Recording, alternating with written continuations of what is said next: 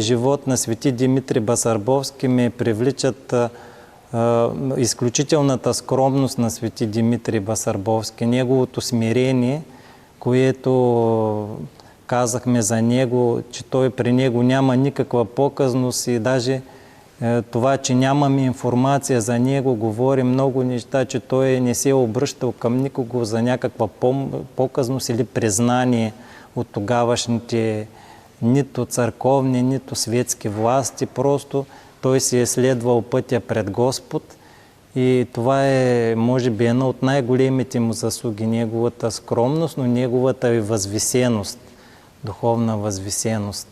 Това се усеща и в многобройните чудеса, с които Бог го е прославил. Това се усеща, нали, Бог чрез него помага на християните от този район и на целите наши две държави. Може да кажем, че свети Димитрий Басарбовски ни благославя като православни братя.